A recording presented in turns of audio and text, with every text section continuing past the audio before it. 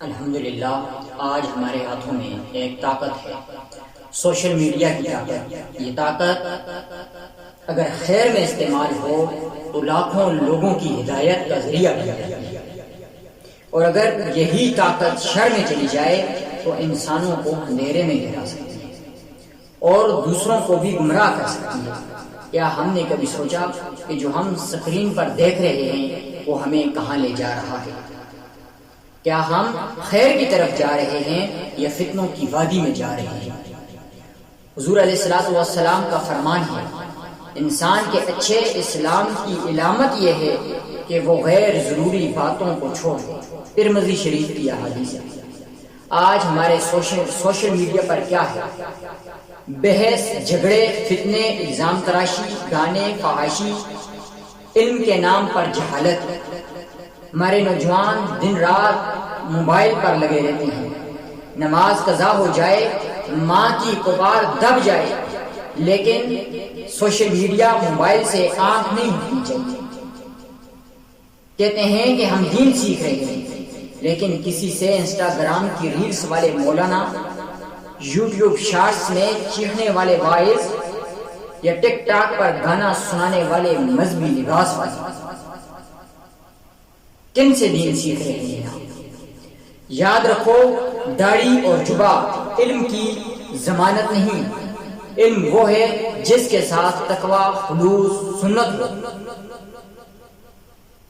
دل کو لگنے والے اشعار، لیکن ان میں ان کے پس منظر میں موسیقی، عورتوں کی تصاویر اور دکھایا جاتا ہے۔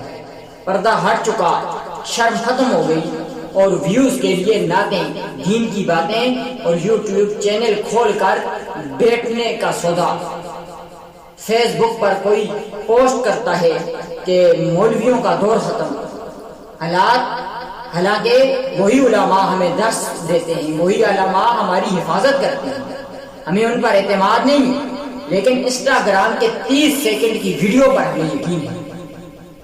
لوگ چھوٹے خواب، من گڑت کرامات اور فرقہ وارانہ باتیں پھیلا رہے ہیں، اور ہم دڑا دڑ اسے شیئر کرتے جا رہے ہیں بغیر کسی تحقیق۔ پر علماء سے علم حاصل کریں، اپنی اسکرین پر ٹائم کو محدود کریں، ہر ویڈیو کلپ پوسٹ کو علم نہ سمجھیں، اپنی آنکھیں، اپنی آنکھ، کان اور دل کی حفاظت کریں۔ یہ سب اللہ کے پاس جواب دہ ہوئے۔ علماء جن کی حق پر جو علماء ہیں ان کی پہچان یہ ہے، ان کی بات قرآن اور سنت سے ثابت ہوگی، ان کی گفتگو میں تقوی، صادقی اور اخلاق ہوگا، ان کی زندگی دنیا کے پیچھے نہیں دین کے لیے وقف ہوگی۔ اللہ تعالی ہمیں سچائی کے ساتھ جینے کی توفیق عطا فرمائے، ہمیں سوشل میڈیا کے فتنوں سے بچا لے، ہمارے بچوں، بیٹوں، بیٹیوں، نوجوانوں کے حفاظت فرمائے۔ یا اللہ، جس چیز میں فتنہ ہو ہمیں اس سے دور کر دے اور ہمیں صرف حق کے ساتھ وابستہ فرما۔ آمین یا الہ العالمین۔